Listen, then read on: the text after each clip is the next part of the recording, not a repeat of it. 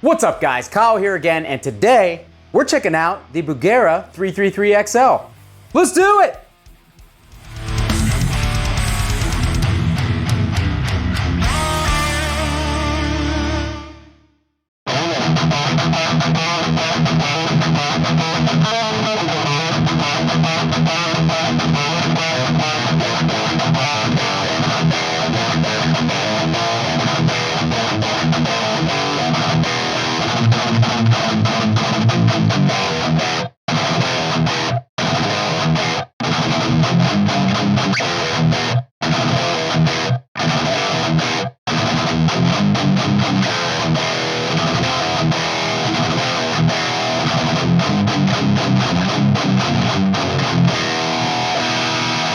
Hope you guys are doing great out there. If this is your first time here at my channel, my name is Kyle, and what I do is take awesome high-gain amplifiers, guitar cabs, speakers, pickups, overdrives. I record them with a simple SM57 setup, and I give you the unprocessed audio on your end. So if you're into E-standard thrash riffs, drop C hardcore riffs, and dudes that are having a mental break on camera, you're in the right place. Consider hitting the like button and subscribing on your way out so you don't miss any more of my stuff.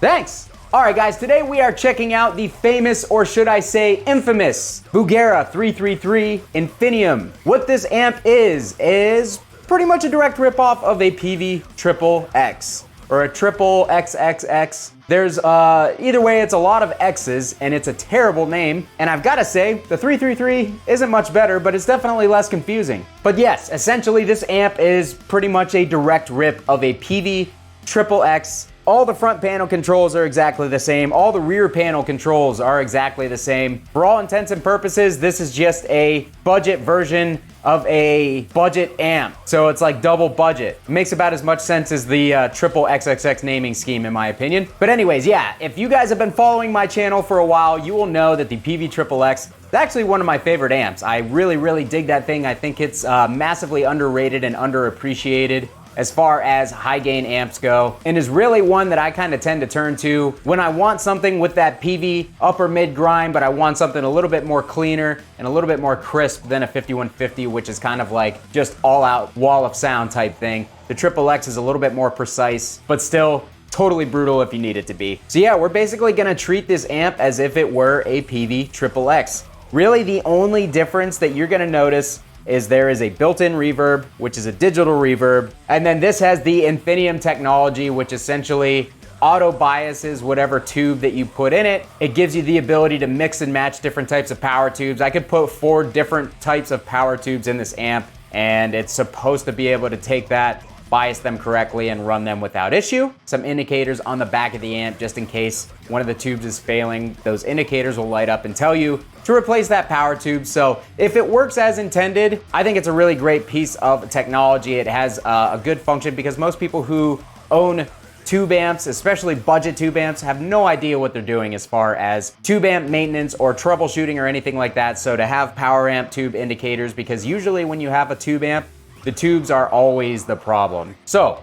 nice feature in my opinion. However, the build quality on these are known to be pretty terrible. I have owned 4 or 5 Bugeras. I've never had an issue myself, but I also don't play them extensively. I don't take them out to practice or to gigs or anything. I use my other amps for that. So yeah, for that opening riff that you guys heard, I was using my Schecter E1 Apocalypse with Seymour Duncan Blackwinter pickups in it. On the boost board, we have the Electric Eye Mud Killer engaged, which is a great overdrive for tightening up loose low ends. We were on the Crunch channel, which is where I tend to like this amp the most, but both the Crunch and the Lead channels have great tones in them, and it really just kind of depends what you're going for. There's not a whole lot of difference between them. I'm gonna roll the gain back on the Crunch channel. We're gonna put all of the EQ pots at noon, which is basically where they were anyways. You've also got individual channel and master volume controls on this amp. So Lead channel, Crunch channel, and Clean channel all have their own dedicated channel volume, while you've got a master volume over here.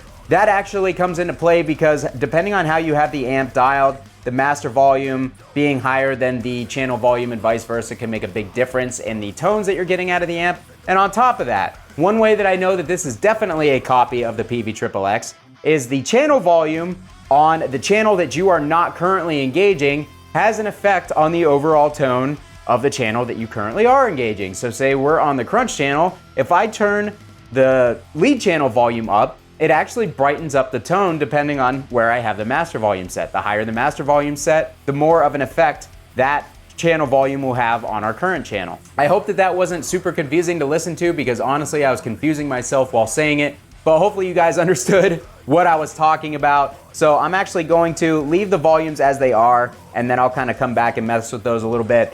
All of our boosts are off. We have the Rev G8 gate on in order to keep things nice and quiet. And as you can tell, we don't really have that much noise, even though we are pretty loud in the room right now. So here is the crunch channel, gain at 9 o'clock.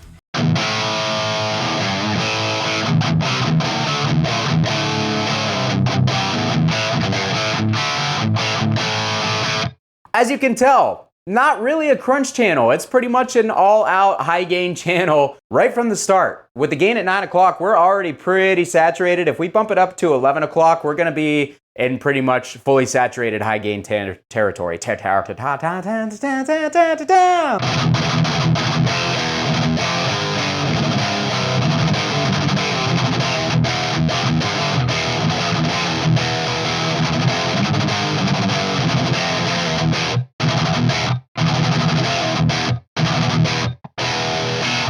Okay, so one of the things that you cannot see on the cameras right now, there is a damping control on the back of this amp. So right now, with no boost in front, it's already fairly tight, but it's got a little low-end woofiness going on, and you can kind of adjust that with the EQ, but also on the back with the damping, we have it in the loose setting right now. There's a medium and a tight setting as well, and it does affect your volume, but I put it all the way over to tight, so let's see how good we can get this, or how tight we can get the amp to sound with the damping on tight with no overdrive.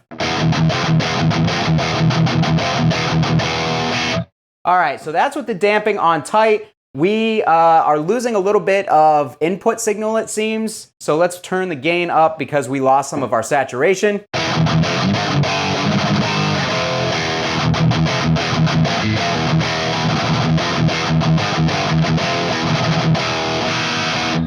All right, so that seems to have tightened it up a little bit, but honestly not by much. On the Peavey, in my opinion, it's much more apparent that it is on this amp, so I'm not really sure why that is. But yeah, as it is right now, it doesn't sound all that great. It sounds kind of dead, so we're gonna put it back into the loose setting, and I'll have to readjust my volumes here.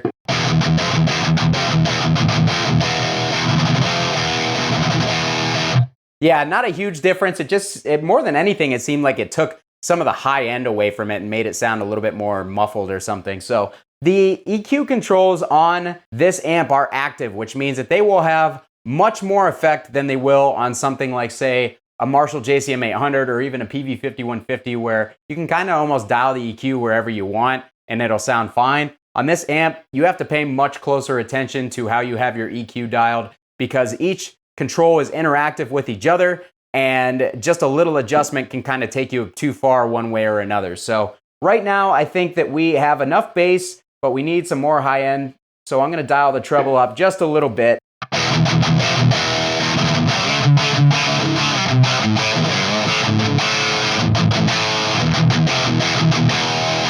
Okay, so as you can tell, that little adjustment made a pretty big difference. Let's also dial up the mids, and maybe that'll tighten that low end up a little bit naturally.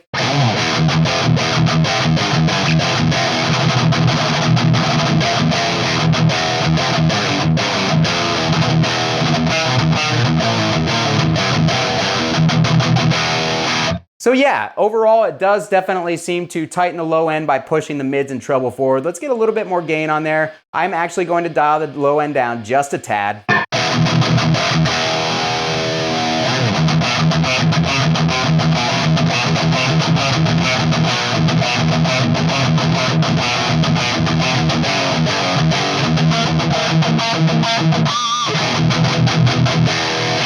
One thing that I have noticed about every Bugera amp that I have demoed, I've done the Tri-Rec, the 6260, and now the 333, the 333, whatever you want to call it. There is like this inherent upper mid stringiness thing going on in each one of them. All three of them have it, and I'm not exactly sure why, because for all intents and purposes, they're supposed to be clones of more popular amps, but they all seem to have this kind of particular voicing no matter what circuit they're copying. So I'm not sure where exactly that lies. It could be in the power sections or the transformers. I personally don't know, but all I know is I've heard it in all three of these amps so far, so.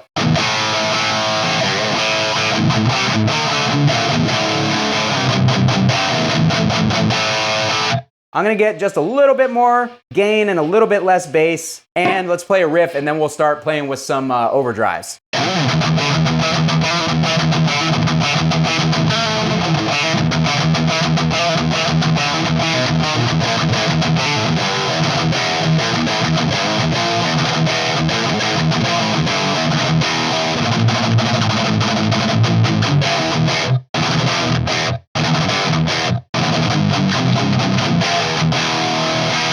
I'm gonna go ahead and kick in just a standard Ibanez Tube Screamer, and let's see what difference that makes on the tone. All right, that sucks a lot of our low end out, but it does give us a nice mid bump and some more saturation.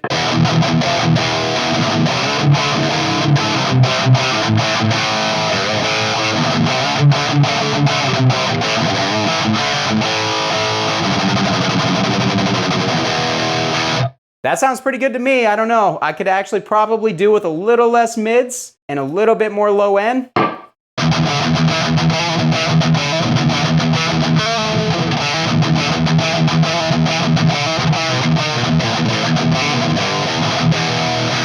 That sounds pretty good to me. Again, there's a slight difference. I feel like it's not quite as woofy or muddy in the low mids as this amp is. This amp seems to kind of have a little bit more low mid roundness, whereas the XXX is very tight and very percussive. But yeah, overall, I'm definitely getting a lot of similarities to the XXX. When I'm talking about the controls being active, here's what I mean. We can dial those mids down just to 11 o'clock from 1 o'clock, and it's gonna sound like a different amp.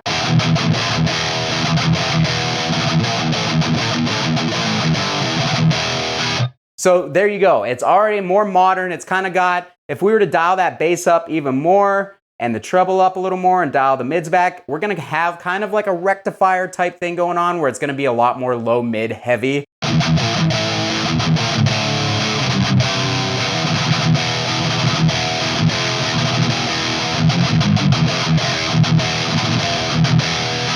Just a subtle adjustment can really make a huge effect on whatever frequency band that you are adjusting. So yeah, with that being said, I'm gonna kind of dial it back up to around noon on each, but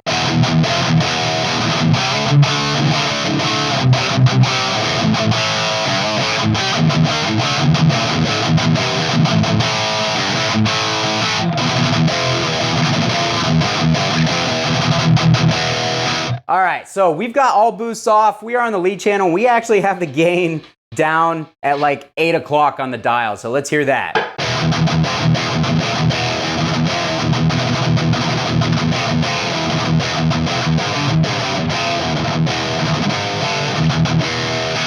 As you can tell, again, it's already pretty high on the gain. Let's go ahead and bump it up to 9 o'clock.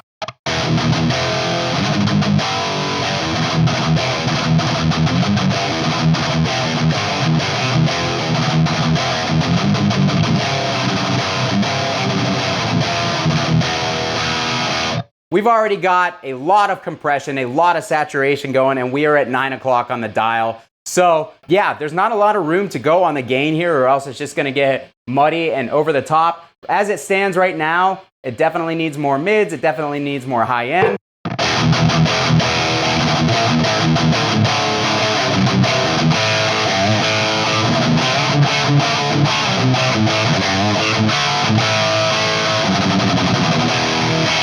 Yeah, very bright, very cutting. It's still tight on its own without a boost, so that's always a nice sign. So at least for me anyways, when I like things super tight. But if you want, all you gotta do is bump that bass up a little bit and you're gonna have a massive low end going on.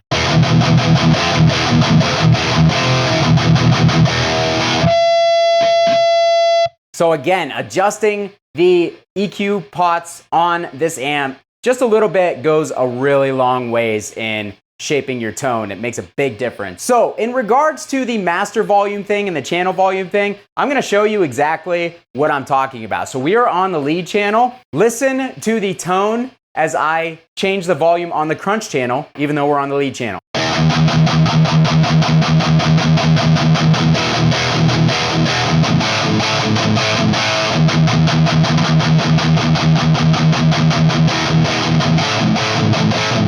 The volume makes a big difference. It kind of acts almost as like a presence to the channel that you're not on.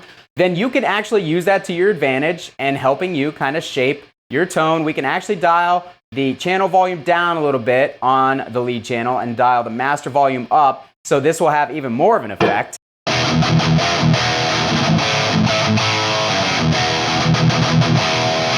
So as you can tell, it just kind of takes a blanket off of things. Dialing that volume up just seems to add more presence on the opposite channel. So with how things are set, I actually think that it sounds pretty good. I don't really feel like I need a boost. I'm gonna add just a touch more gain to it and play a riff. This is with no boost out front, and I could get away with this tone all day, I think.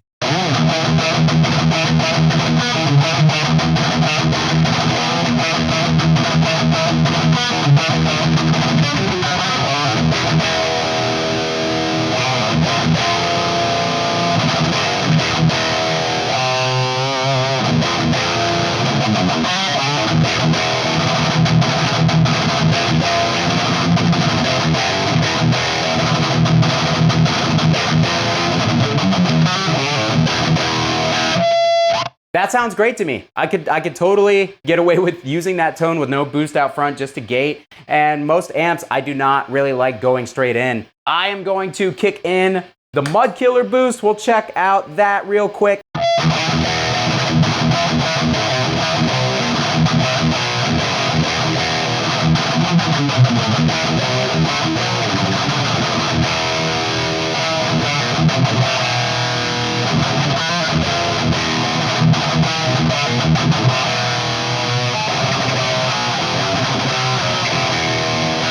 Sounds great to me, guys. I'm gonna grab a drop C guitar. We'll play a drop C riff in drop C, and that's gonna be it. All right, guys, so we are actually, I think we're closer to drop B. This thing has kind of slipped down a little bit. We've got my Schecter KM6 Standard Mark III with the stock pickups. We still have the Electric Eye Mud Killer on.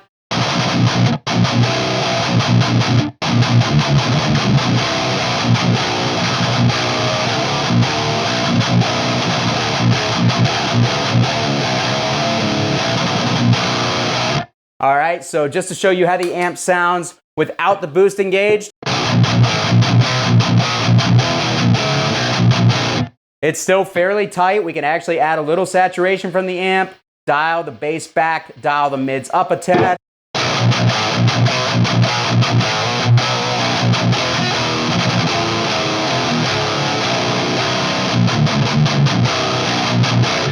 And you can see it's still fairly saturated, a little bit more gain on that because those black winters are super hot and these pickups are not that hot, but overall, a little less treble, and I think that we're good.